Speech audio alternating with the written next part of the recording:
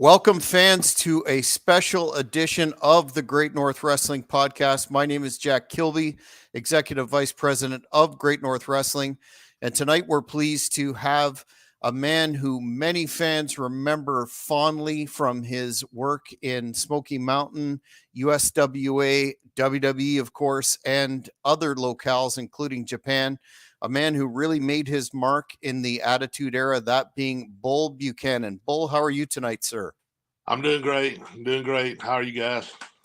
We're really looking forward to this. The fans of Great North Wrestling and the Hannibal TV are of a vintage that appreciates, the classic content. And for sure, I've got a lot of questions coming in for yourself that we'll get to. But before we get into that, growing up, were you a fan of professional wrestling? And if so, did you have any particular wrestlers that you followed, territories that you followed? Oh, absolutely. I found it when I was about 7, 8, 9 years old, and fell in love with it. I watched Georgia. I'm from Georgia, so I grew up on Georgia Championship Wrestling. But we were lucky down here. We had a block of wrestling on Saturday nights called Superstars of Wrestling, and it was a 8-hour block of wrestling, and it had world class. It had Mid South. It had WWF, WCW, or NWA, I think at the time. So, I got to watch, and I, started looking through the magazines and stuff, and I figured out that there were other territories out there besides Georgia. But my first favorites, right off the bat were Tommy Ridge Wrestling too. I liked all the baby faces, hated the heels. And then I got into World Class and, the Von Erichs and the Freebirds. I grew up watching it my whole life. What made you decide to pursue professional wrestling then as a career? Did you make a conscious decision, or was it something that a lot of folks kind of fall into, so to speak? No. I don't know. I started thinking when I was around 12, 13, I said, I'm pretty big for my age, and this might be something I could do. So, I made up my mind then, and but of course we're talking about the '80s, so it was a lot harder to get into it back then. You had to know somebody, or know somebody that knew somebody. So I just did a normal thing. Grew up, went to high school. I was all right basketball player, so I got a scholarship down to a local college here. So I played a couple of years of ball, and I was just kind of waiting. I didn't really know how to who or how to get into business. And so, I just I did that, and then got out of college and found some guys that were doing it around here. And could you describe your training process? A lot of fans are interested in some of the differences in training when around the time that you broke in and today. Did you find it to be as physically grueling as a lot of wrestlers from your era indicate? Well, the guys that the man that trained me, James Hammonds, wrestled as Olin James. He wrestled independents around here in Georgia and Alabama.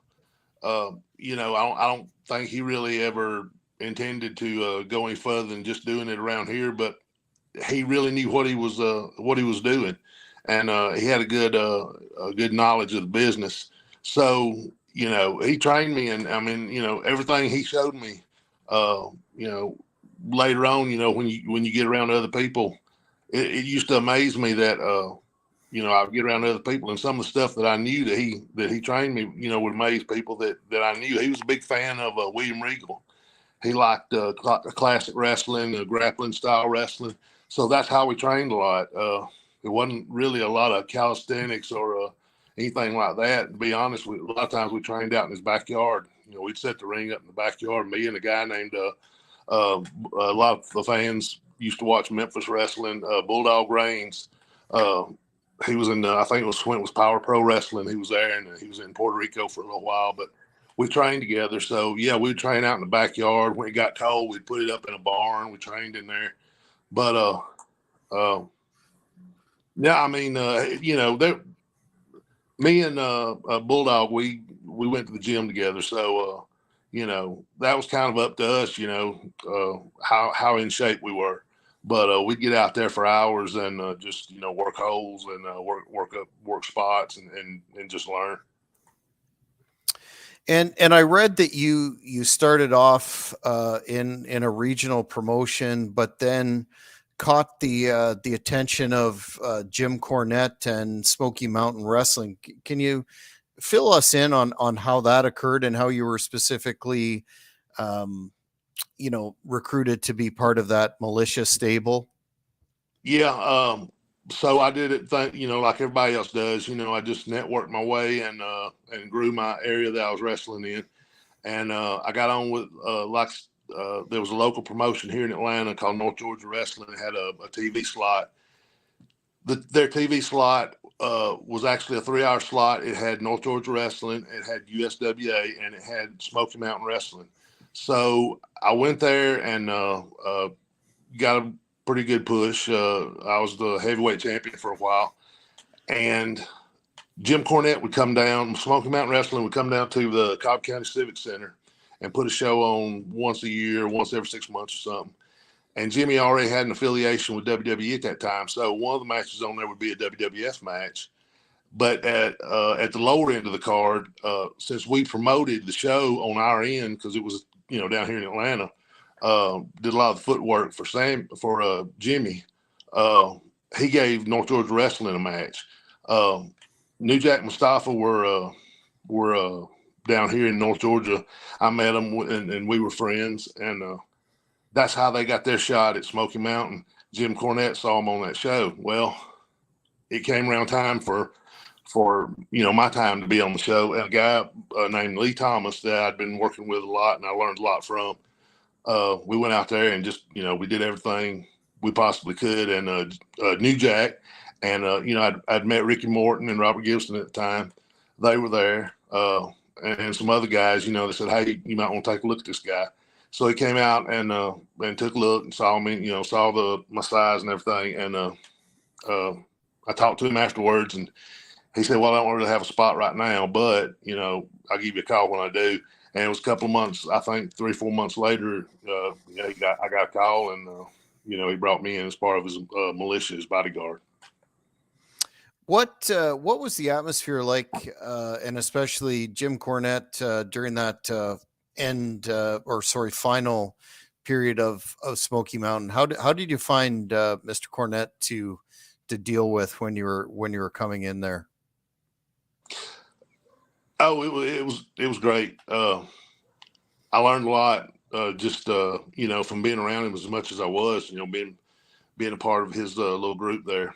I learned so much, so much psychology and the way the business used to be ran. He ran Smoky Mountain like a traditional territory, and that's what he wanted. And that's what, that's what I grew up, watching and thinking that, man, that would be so great to be able to travel around, a part of the country and do this for a living. And so it was everything I thought that wrestling should be. And it was a great place to learn because all the veterans there, and which there were a lot of them, Ricky and Robert, Dirty White Boy, Tracy Smothers, and a bunch of others. I'm sure I'm leaving somebody out, but Terry Gordy, me and Tommy Rich rode together. So it was great for me, getting to ride one of my heroes when I was growing up that I had gotten on round on the indies. So me, him, and Brad Armstrong would ride up there, and just being in the car with those guys and listening to them and listening to them talk about the business and just keeping my mouth shut. I was learning when I was in the car. I was learning when I was in the ring. It was just like 24 hours of knowledge being dropped on you. So I was in hog heaven. I could have wrestled when I first started. I remember thinking if I could do this for a living and make $500 a week, I would be successful. And, that was as close as I got to at that time of actually doing that. I'd been able to quit my job and I was just doing that full time. So, it was great for me. You were on the final Smoky Mountain Wrestling show, I believe, with Tommy Rich in a tag team against the Bullet and Boo Bradley, who later became Balls Mahoney. Yes. Did you know at that time that was going to be it for the territory? No, I had no idea. No, I'd heard, some of the houses there and that last weekend, I think it was maybe like a Fire on the Mountain tour, or I can't remember. It was like a 4-day weekend, like a big a tour we did. And I remember Jimmy coming in the dressing room before the show. He came in and said, "Guys, I just, I did the best I could, but I just can't make it work anymore." He said, "I'm taking the job full time up there, and I'll try to get every one of you a job if that's what you want." And man, that was a long ride back that night because, like I said, I quit my real job and I was just doing this, full time now. But no, I know that, I know he did everything he could to make it work. It's so hard, even back then. I can't imagine what it'd be like now. But there were markets that he wanted to get into. If he could have got into, I think he would have been okay. The Atlanta market a little better, a little more than what we could do for him. But I know he was in that wanting to get in that Tri-City. I think Charlotte, Greensville, and Raleigh Durham. I can't remember, but he was wanting to get into those markets too. But just didn't work out. Yeah, shame. It was a great territory, as evidenced by fans still talking about it fondly today. Mike D has a question, which we'll get into in a bit, but he's asking, do you keep in touch with Ivory or Godfather? Yeah, it's been a while though. I think I talked to Charles. I hate to say this, a couple of years ago, and I saw Ivory somewhere. I can't remember, but it's probably been a few years. But yeah, I mean, I like to, we run across each other every now and then, down the road somewhere. But yeah, a couple of friends I made, when we were doing To Censor, and yeah, great guy. Godfather was great. Great riding partner and good dude. I had a lot of fun riding with him. So when Smoky Mountain closed up in '96, I read that you made a couple of shots in ECW in a tag team, and actually had a TV match against the Eliminators. Was that just something that you were looking to do for a little bit, or why didn't you stay in ECW longer? Well, so after Smoky Mountain shut down, I just I went back to doing the indie stuff. But now I had a little more of a market because I'd been up in Smoky Mountain, had been up in Kentucky and the Carolinas and Tennessee, so I was a little bit of a name up there. So it was pretty easy to get bookings.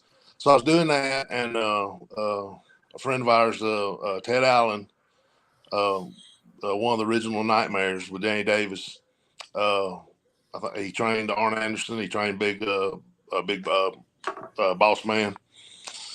But he had a moving business, and of course he'd get bookings for us too. So he kept me alive doing that kind of stuff. And a friend of mine I'd made down here in Georgia, Billy Black, had been in a tag team with a guy named Joel Deaton over in Japan. And they toured quite a bit over there. They were one of the more featured acts, I guess. So at the time, ECW, I guess you're talking about probably 94, 95. The tape traders, that was kind of starting to really hit full stride. People were trading tapes, so people were finding more out about the wrestling business. People were starting to realize there's more than just the local wrestling I see here, on Channel 5. And, a lot of people were getting into the Japan stuff. So he wanted to bring Joel and Billy in, from All Japan to ECW. But Joel was out of pocket. Joel was in Puerto Rico or something. I can't remember. And Billy called me and asked me if I'd want to go, and I said I'd love to. So we went up there and did a shot for him. Worked the Eliminators on TV, and from everything I got from them and understood, they were pretty happy with it and wanted us to come back. But I got home, and it wasn't but a few weeks later. I got a contract in the mail. Jim Cornett once again called me and said, "Hey, I got you a contract on the way," and I think he had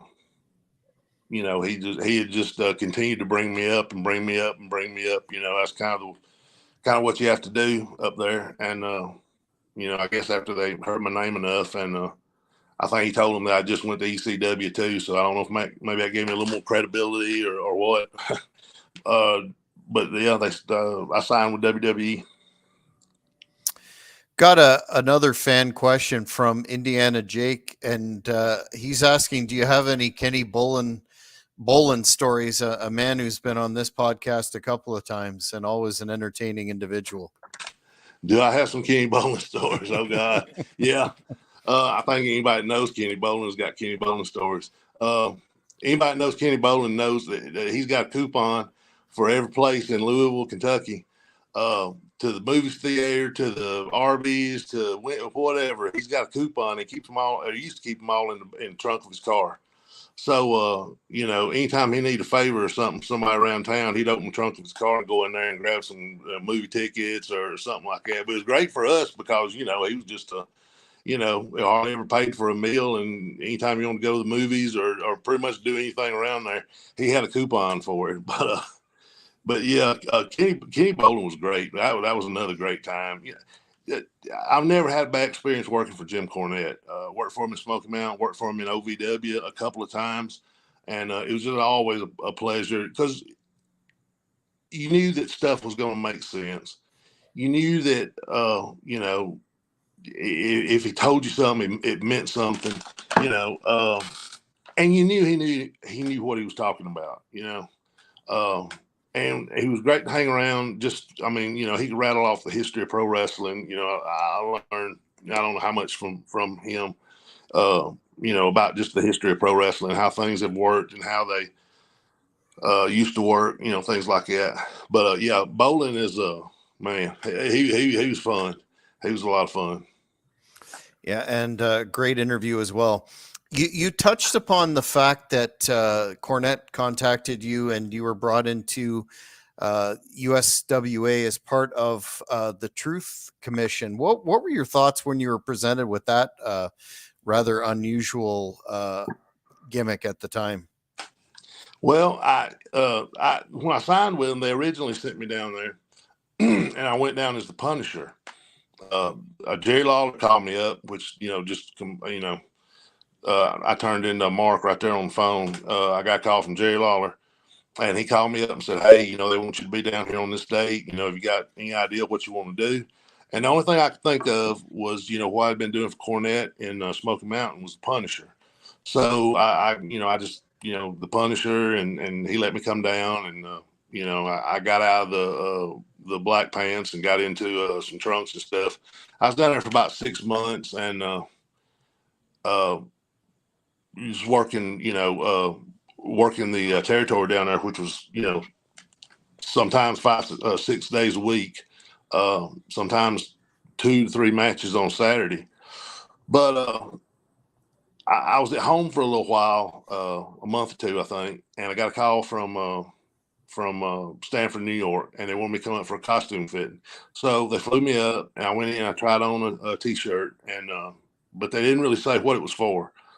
Flew me back home, and a couple of weeks later, I got a call from I think Bruce. I think it was Bruce called me, Bruce Pritchard, and I said, "Hey, we're bringing you up to Stanford," and he kind of laid the ideal out for me, the Truth Commission, the whole thing about it.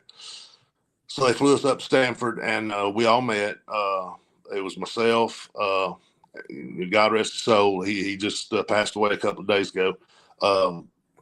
Mike Halleck. Everybody remember as Mantar. He was one of the original Truth Commission members.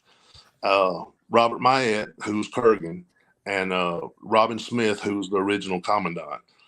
Robin had been in the South African Army, and so he knew how to march and do all this stuff. So he taught us all how to march, the ring and salute and all that, do all that stuff. And, we just got the chance to work on some spots. This was when, they had the ring up in Stamford, Connecticut in the warehouse where they built all the props.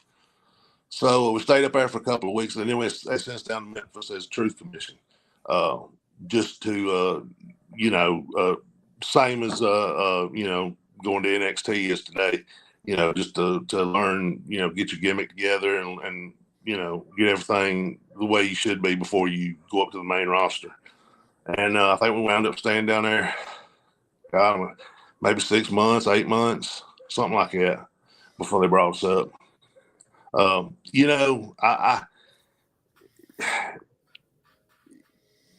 think it was going to be something that would last forever? No, I don't think any of us, thought that.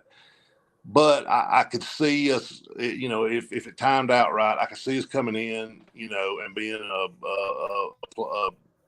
somewhat of a player in the traditional Survivor Series. Mm-hmm. So, you try to do the best you got with what you got, but I had a lot of fun doing it. All the guys were involved in it. We had a good time hanging out and traveling up and down the roads, and got a lot of new friends out of it. Do you know why, after obviously a lot of thought was put into it with the training, the costuming, et cetera, et cetera. Do you know why the Truth Commission didn't last an extended period of time? Well, the Truth Commission was Bret Hart's. I don't want to say baby, but it was Bret Hart's, partly his ideal. Bret had been over doing, from what I understand from Robin, Bret had been over in South Africa doing a Sinbad episode, and he met Robin Smith, the original commandant there, and they started talking about this thing, and Bret came back and pitched it to Vince, and Vince liked it, and so we were kind of Bret's deal, and if you think back, this, when we got up there, it was 1997, and soon to roll around was Survivor Series 1997, where Bret was leaving the company, and they were going in a different direction, and then the Survivor Series in Montreal, that's where it all went down. So I think with Bret leaving, that probably didn't help. But I don't know. They had other ideals.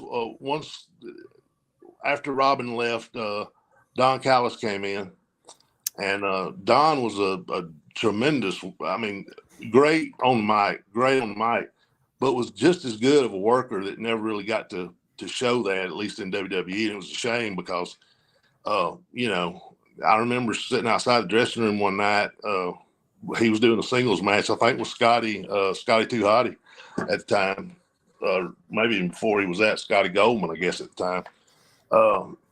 So he went out and done a singles match. We were having a tag match later on, and I remember standing there watching him. And, Robert and Luke Poirier, who came in later as a sniper, they were both Canadian, and they had worked a lot up in Montreal. So they knew him. I didn't know Luke, but Luke came in with us, and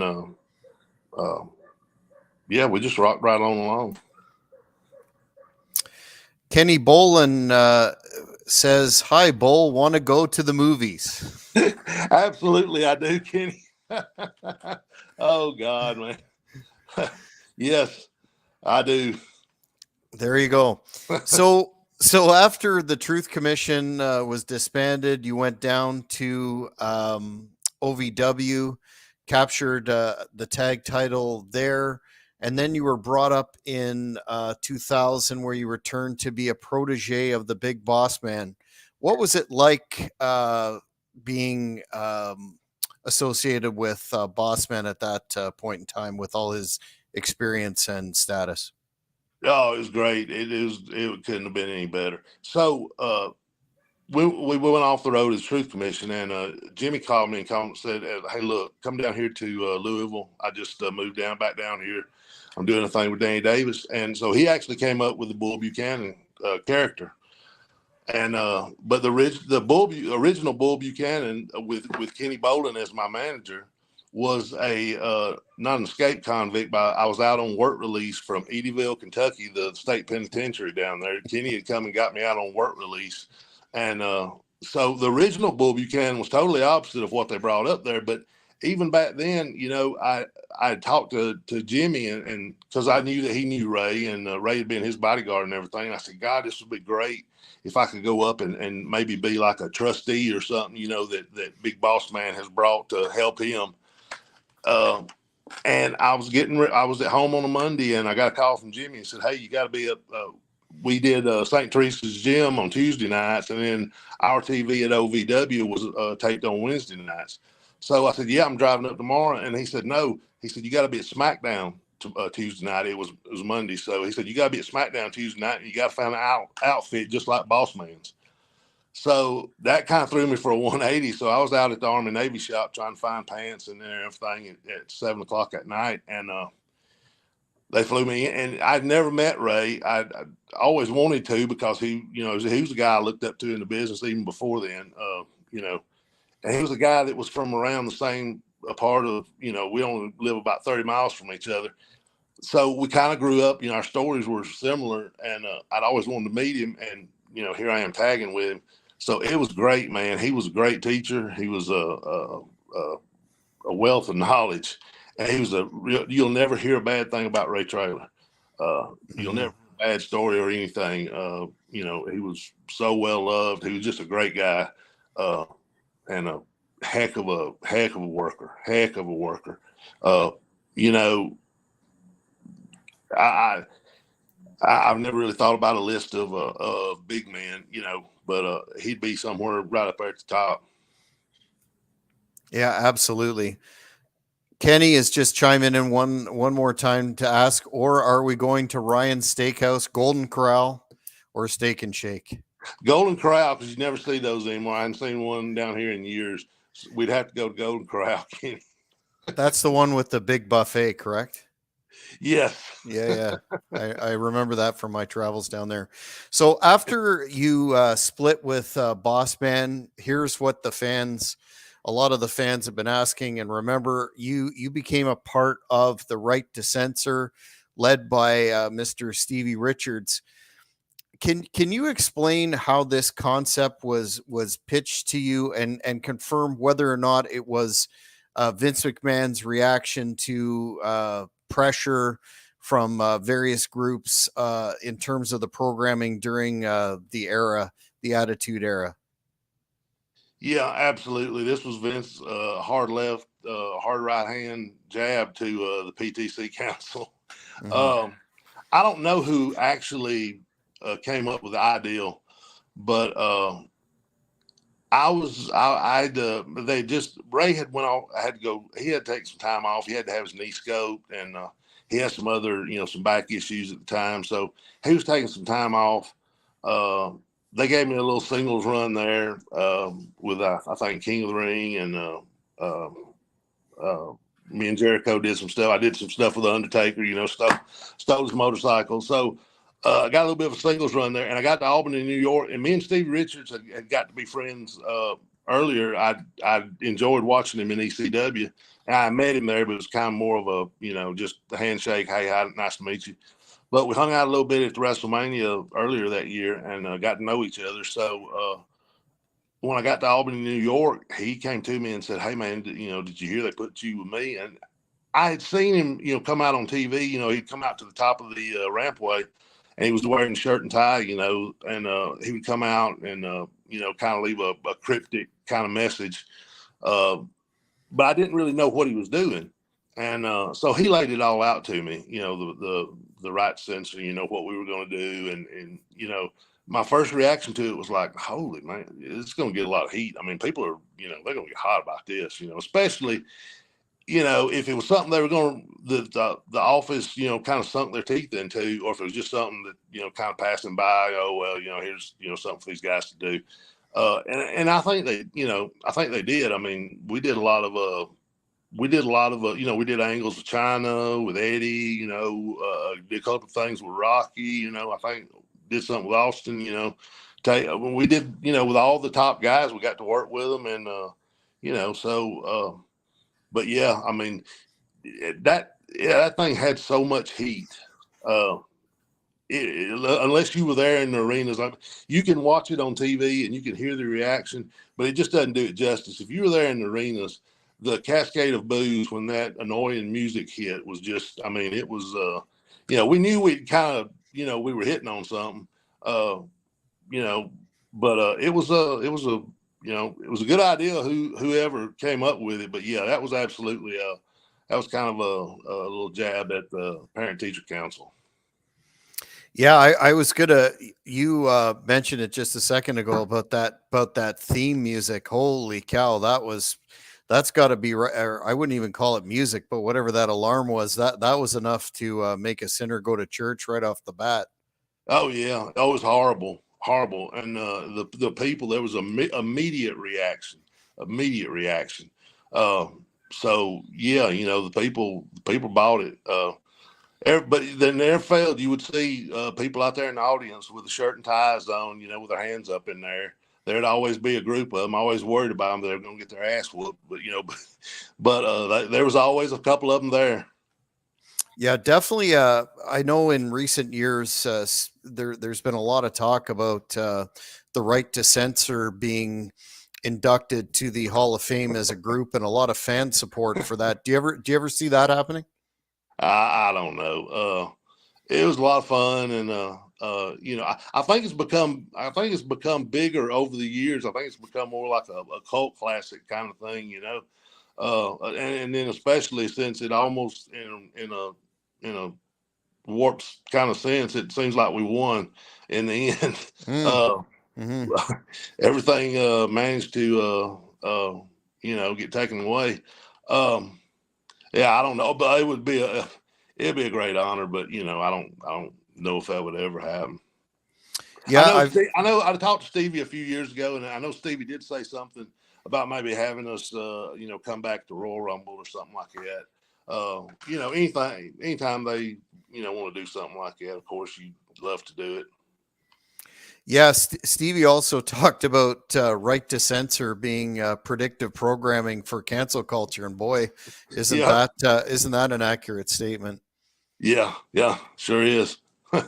You in the Right to Censor often teamed with the Godfather, Goodfather, and actually won the tag team championship.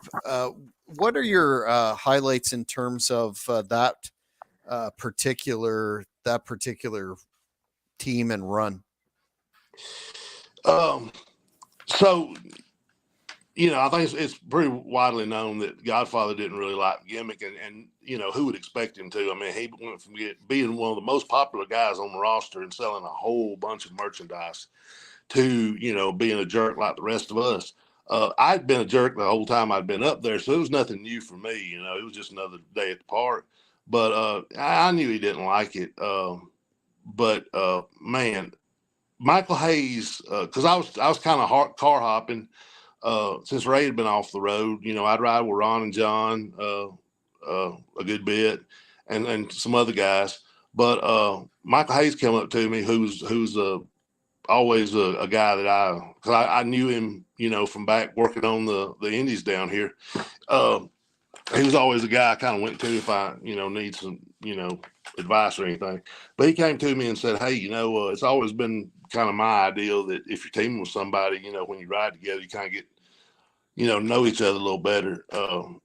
So I just, I said, "Hey, you mind if I jump in with you?" And he said, "Of course not." And time him and Teddy Long were riding together. So it was me, Teddy Long, and Godfather. And man, those some fun trips. But me and Godfather had worked one time on TV before, and I thought we had a good match, especially for two big guys. I thought a pretty good match, and so we had the match for the hose. I can't remember where we were at, but man, we had all kind of.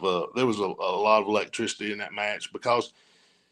Think what you want to about wrestling. I mean, everybody knows, what it is, what it ain't. But the people were really into it because they had no idea. There was always a chance that the Godfather could have lost and the hose would be gone. So, they didn't want that. We'd already started, harassing people. He was the first one. So there was so much fire during that match. And when Stevie hit him with that chair and I hit him with a leg drop, the people were pissed off, because they saw it coming, I guess, and then the girls are gone. But, we had a lot of heat in that match. And then, we got a little run there with the tag belts, which was, I think, if you're not in this business to, try to get to the top of what, try to get to the top of your profession, I don't know why you're at it. And then when you get to the top of your profession, to be able to to have a title, I hear people sometimes, they say, oh, it doesn't mean anything, but it really does. It means that a company, puts enough trust in you to at least, that you're going to be there, that you're going to make the shots, that you're going to do business the way you're supposed to. I think maybe, back years ago, it might have been a little more, they had to put a whole lot of trust into Ric Flair that he was going to be able to make shots all over the world, that he was going to be able to wrestle, hour matches every night. So, but I think, it still exists there. And to me, it exists all the way down to the independent, your little show, at the local flea market. If promoter, puts a belt on you, in my mind, that means that he thinks that, you're a good representative for his company. So, that's the way I've always looked at it. So it was a great privilege to be able to do that, and to do it with somebody that we got to be pretty good friends. That was even better. Yeah, you mentioned that Godfather wasn't in favor of the gimmick, but I'm wondering, where did the brilliant idea, really, to take Val Venus and Ivory that had pretty established personalities, colorful personalities, and then indoctrinate them, so to speak, to become members of Right to Censor. Do you know who came up with that? Because that's something else that the fans talk about, in terms of the heat associated with taking them in a colorful context and more into the black and white. Well, I'm not sure who actually came up with the idea, but yeah, it was a great idea because Ivory really put her heart and soul into this thing. She didn't wear any makeup. She made herself look as bland as possible, with the long skirt, with the whole. I mean, she could have half-assed it and been probably justified in doing it, but she went at it full throttle. And Val was just a natural, a former porn star. Of course you're going to corrupt him, or of course you're going to drag him into the great story about, the night that we kidnapped Val. We were all in the back of this minivan, and I think we did it live. I'm pretty sure we did it live. I don't think it was taped. I'm pretty sure it was live. So we couldn't screw this up. And, we're in the back of the minivan. They took the seats out where it was a little easier for us to move around back, to get him in, so kind of snatch him in, and Stevie take off. When Stevie took off, he took off. I mean, I'm sure this minivan didn't have much of a motor in it, but whatever it had, he put his foot all the way through it. And we had a hold of Val, and it threw us all toward the back of the van. And I was supposed to shut the door, and I was grabbing for the door, but I was rolling backwards. So the door never really got shut. It was still hanging open as we took off through the parking lot. But he, to me, Val was natural, just like the Godfather, but if you think about it, we could have done it with anybody on the roster, because at that time, I mean, think about everybody, Billy Gunn was Mr. Ass.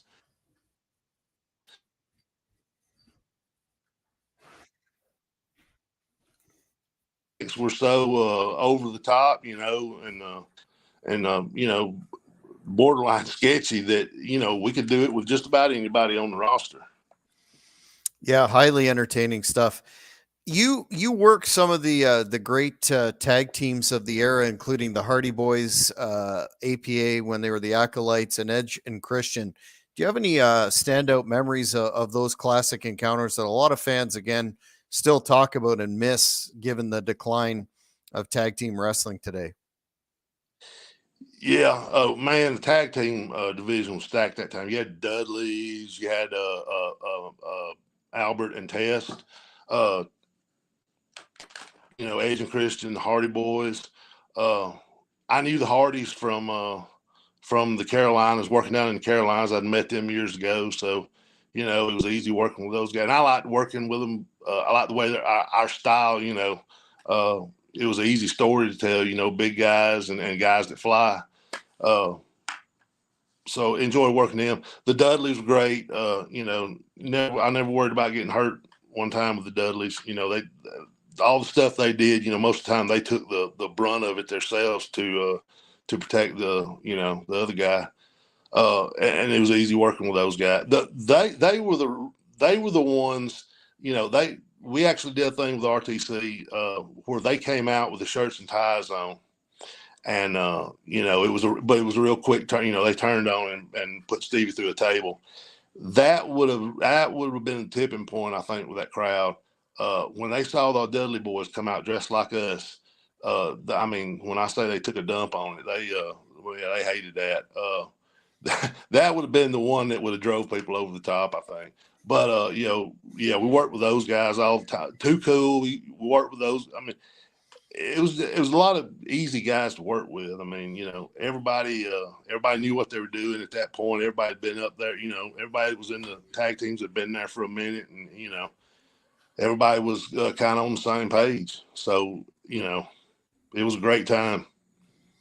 A fan on social media wanted me to ask you about your experience in what is regarded as one of the greatest WrestleManias of all time, WrestleMania X7. Where you were in a 6-man with Godfather and Val against the APA and Taz. Just wanted to know what the atmosphere was like for you during that event. Oh, it was great. It was great. The family came out, got to spend a little time in Houston with family. And, I grew up in the 70s and 80s. The Houston Astrodome used to be, the largest indoor arena, I think, at the time. But, it was just somewhere that you thought, man, it would be great if I could, the places growing up, I thought about, man, it would be great if I could wrestle in Madison Square Garden, the Omni in Atlanta. You always think about, the Superdome. I never dreamed, wrestling in the Astrodome. It was weird because it was so large. It seemed like that the sound came in waves. But yeah, it was pretty electric. The business was still kind of at the top of where I guess probably one of the all-time highs. Probably in there with the big run they had back in the 80s. 86, 87. Those years. But it was pretty electric. Absolutely. After the Right to Censor disbanded, a lot of fans have asked this question too. You were aligned with John Cena and had another sort of shift in your character, and you became a rapper, a hip hop individual. I guess you were called B Squared, and my favorite one was Bling Bling Buchanan. Who came up with that, and what was it like working with Cena at that embryonic stage of his career? It was great. I think Paul E came up with it. Paul E had like I said, I met Paul E in ECW, so I knew him, and we talked kind of throughout the years, kept in touch, and everything. But there were a couple ideas out there at the time, and I think Paulie is the one that actually came up with it. I'd met John a while, maybe a year or two before that, out in California. He would do dark matches when we come out there, and always try to talk to the guys when they come in, because that's a pretty intimidating thing to walk in there. Is you're not part of the company. You're probably a younger guy, and here you are in front of all the the Undertaker and guys like that. That are sitting there watching your match. It's a pretty heavy thing. So I think the more people can kind of come by and encourage them and stuff like that, the better. But so I'd met him a few times, and I'd watched him. He got better every time, and when the Right to Censor thing was over, once again, I had a little bit of time on my hands. So, I called up JR and said, hey, would you care if I go down here to Louisville and work for Cornett and, see if I can figure out something else to do? And of course, JR said, sure. So I went down there and I was working down there and they started bringing me back up to, they bring me to TVs, but, we would do dark matches and then we would do the house shows. So I was back on the road and I was, that went on for a month or 2, 3 months.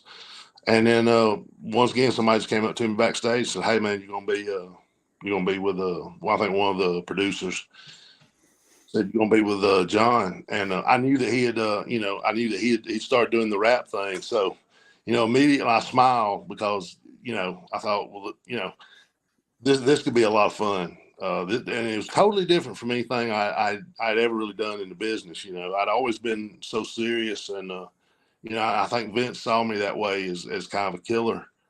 And every gimmick I ever played, every part I'd ever played, I was just, this, real stern face, mean, killer type, big guy. So I thought, why not have some fun with this? And me and Shelton Benjamin were riding together at the time. And we went to a mall somewhere and we got some Rough Rider pants and, got the wife beater. And I kicked it around with me and Shelton were riding together. So, of course, we get in the car and I tell him, what we're doing and everything. So we kind of kicked it around and, we thought, man, this would be a great idea, like an Eminem type, Slim Shady kind of character. So we went out to the mall, bought the necklaces, bought the little beanie, a couple of wife beaters and the pants. And, we just, we started from there and, it was a lot of fun. It was, like I say, it was something totally different. It was fun doing something different, kind of a change. Yeah, definitely memorable. So after your run in WWE ended, you had a number of really successful years that some of the fans have asked me to ask you about in All Japan and Noah. You had again some very successful tag teams, one with D'Lo Brown and the other with Rico Constantino. What would you, I know that's a lot to delineate down into a summary, but what would you consider your highlights of all your years in Japan thereafter your WWE run? Well, we got a really good run in All Japan. We were part of a group called ROD. It was me and Taka Michinoku was the was the figurehead of the group. Myself, D'Lo Brown. It was different guest members at one time or another, but the core group was me, D'Lo Brown, Eki Umaga, and Tao Kell, who had been in All Japan for a few years at that time. And, we just, we worked a lot of main events and, we were always in storyline with Muda. We were always in storyline with the top guys. Getting to work at the Budokan, where I'd watched, so many matches on tape and other things, watched all these great matches with Gordy and Hansen, guys like that.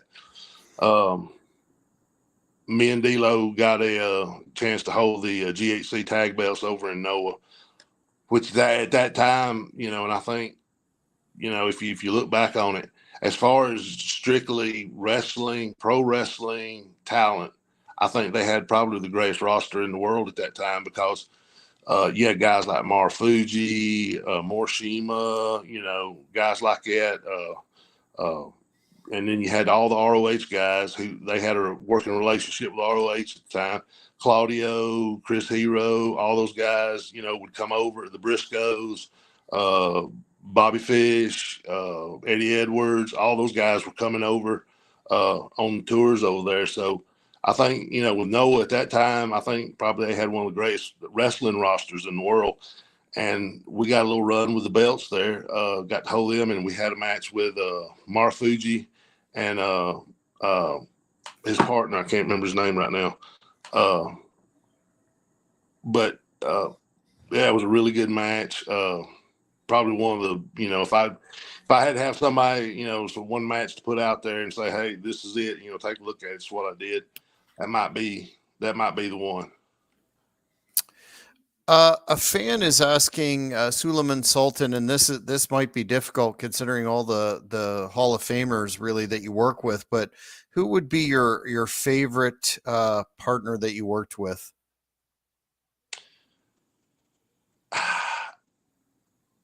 I guess just because we did it so long for at one time would probably be D'Lo.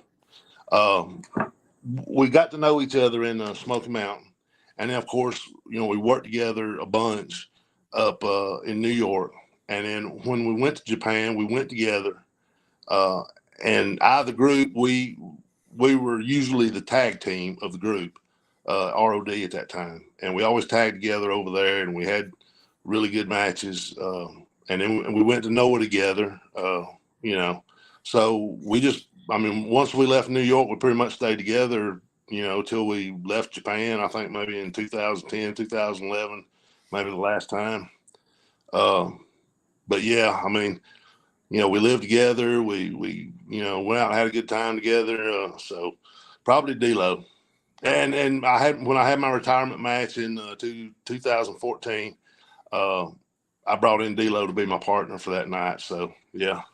Don't get me wrong, Ray was great, and Godfather, and, I've tagged with some other people too, but I guess just, we had such a long stretch there, me and D'Lo.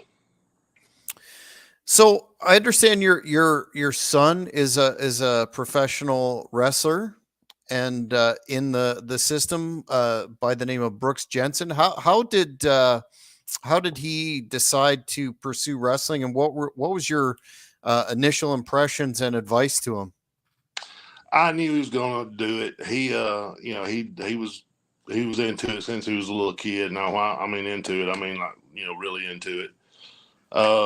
So I knew eventually he'd try it. Didn't know, how he would do, if it was something he would just try and let go or what. But I knew at some point he was going to try. So I think maybe he was, he started wrestling, amateur wrestling. And he asked me if I'd train him, and so we would go to the shows. I would get him. I got him one or two, and then he just kind of took it all from there. On himself, started booking himself. But I showed him how to be a referee and let him referee for 6 months or so. And we'd get to the shows early, and we'd get in there, and I would train him at the shows, and then we would do stuff here at the house too. But I just, I got the snowball rolling. It was all up to him. Once I got him one booking, he would stay on the phone and get other bookings. And pretty soon he was dragging me around, and it wasn't like me carrying him. It was him carrying, I was just along for the ride at that point. But he's, I knew he was going to try it. And, I knew how bad he wanted it. So I figured, anybody that wants something that bad and is willing to put that much work and effort into it, most of the time they're somewhat successful. So he did good on the indies around here, and he got the chance to go down there for a tryout. He actually made that happen for himself. Actually, Evolve was having a show in Atlanta at the time, and this was right before the pandemic. I think like maybe a month before the pandemic hit. So he paid $200 for the seminar because William Regal was going to be there. And he went up and, did seminar, had a match. I watched it. He did okay. But I talked to Steve while we were there because, we knew each other from, in the past in New York. And, I told him I'd really like for him to get some more experience before he went to WWE. And I was thinking, maybe I could get him over, maybe to somewhere like Noah and train in the dojo for a few months and work over there for a little bit, and then maybe come back and do some of the bigger indie shows, stuff like that. But like I said, the pandemic hit and it just shut everything down. So all he could do for the next 6 months was just pretty much train, you know, and then he got the call from Regal, and they wanted to bring him down for a tryout, and he went down there, and I guess the rest is history. But yeah, I knew pretty early on he was going to do it. That's great. Well, we'll have to keep on top of his progress. Bull, you've been really generous with your time. Just have one last question for you, and that's I know probably through your son you pay attention to the major companies and their products, but given the fact that you really are a well-known tag team competitor like we've spoken of, what are your thoughts on the decline of tag team wrestling today from its glory period in the 80s and the 90s era? And do you ever see that making a comeback on a significant scale? I mean, I wish it would. Tag team wrestling is so much fun, you know, but the top spot in the company is always going to be, you know, your heavyweight champion, and that's a singles spot. But tag team wrestling, there's so many more things you can do, you know, so many things you can do as a team, you know, that you can't do. You know, the one of the problems I see is a lot of times you don't have that many dedicated tag teams. You don't have that many FTRs. You know, it seems like a lot of times now it's just two guys put together, and you know, let's see what happens. You know, back in the, I guess you'd say, the glory days, you know, the tag teams, you know, Rock and Roll Express, you know, they were the Rock and Roll Express everywhere they went. You know, the fabulous ones, they were the fabulous ones, the Road Warriors, you know, Tully and Arn, you know. I think there needs to be more dedicated tag teams instead of, you know, just, well, we got two guys here and, you know, neither one's doing anything. Let's throw them together. I think it's easier for the fans to get into it, you know, if they know a little bit about you and, you know, if you've been around a while. But yeah, I would love to see it. I would love to see it take hold again, because there's a lot of good tag teams out there. I mean, you know, in NXT and on the main roster too. I mean, look at the Usos. You know, but the Bloodline storyline is probably one of the best things they've done in you know, the last few years. You know, and the core unit of that, I mean, is the Usos. You know, but I mean, unfortunately, that's kind of a one-off thing, you know, for them to kind of make it to that top spot. But yeah, there's a lot of good tag teams out there now. I'd love to see them, you know, give it a little more a better spot, you know, on the show. Yeah, I couldn't agree with you more. Last question of all is from a fan by the name of Alex, who wants to know if you have any Booker T memories or stories. So I was a big fan of Booker T. I'd watched him since I got him. I think he might have started a couple of years before I did, but I watched him down in Global. And I watched the Harlem Heat, you know, down when they started down in Global, when they went to WCW. But I always watched Booker T because I thought to myself, you know, that was the evolution of the big man, you know, a big man that could move, you know, that could jump, that could do stuff like that.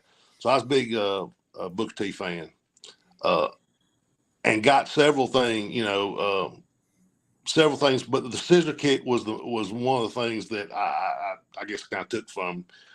And I figured, you know, since we're in different companies, you know, no big deal. But when he came in, of course, you know, that's Booker T's move. I mean, I'm not going to do it. But I think maybe it was the night that he went out with Steve and attacked Steve. And maybe, I can't remember exactly, maybe he put Steve on the table and gave him the scissor kick, you know, to the back of the head off the edge of the table or something like that. And we had been on the road, you know, wrestling with each, you know, on the road together for a few weeks. So I got to know him a little bit, and it never came up in a conversation. And he got back from doing that, and he was sitting there, and I remember he was untying his boot or something like that, and we were joking about something, and he looked up and he said, "But that was a good scissor kick, wasn't it?" And I said, "Yeah, that was a great scissor kick." So, I was stoked that he actually knew that I did it. Because I guess what's that? Imitations of the sincerest form of flattery. But yeah, he was a big influence on him, and Billy Gunn were both a big influence on I guess my career, because the way I did things, because I thought, the guys that size that could move like that, I thought that was going to be like, that was the next big thing in wrestling. And sure enough, now, you got, Drew McIntyre, Sheamus, you got guys like that, that can move, So, that's my book T. Where can fans find you on social media? And do you have any upcoming appearances or anything else you'd like the fans to be aware of? They can find me at Bull Buchanan on Facebook. I got a couple of sites on there. My youngest son, Zach Buchanan, is just started wrestling. He's 17. He's been wrestling about a year now. So he's going to be a senior in high school next year, and he's looking forward to doing the same thing his brother did. So I guess I'll just be following. I'll be toting his bags around, same way I did for being my Brooks Jensen. I guess I'll be pulling bags around for the next year or two. But I've actually I'm getting a ring, and I'm starting school. So if everybody just be on the lookout for that, I'll have all the information on my Facebook page. But yeah, that's about it. But looking forward to doing that. That's something I've always wanted to do. Help train young guys and girls. I like to see people be able to live a dream. Well, please keep us at the Hannibal TV up to date, and we will definitely pass that on to the fans. I want to take this opportunity to thank you very much. I've really enjoyed your interview and your time, and appreciate it very much. No problem. Thank you for having me on. Well, fans, that's it for another edition of the Great North Wrestling Podcast. Hope everyone has a great evening, and see you next time. Thank you for watching the Hannibal TV. Please like this video if you enjoyed it, and click the subscribe button to not miss any of our latest shoot interviews, match videos, or news updates. Follow us on Twitter at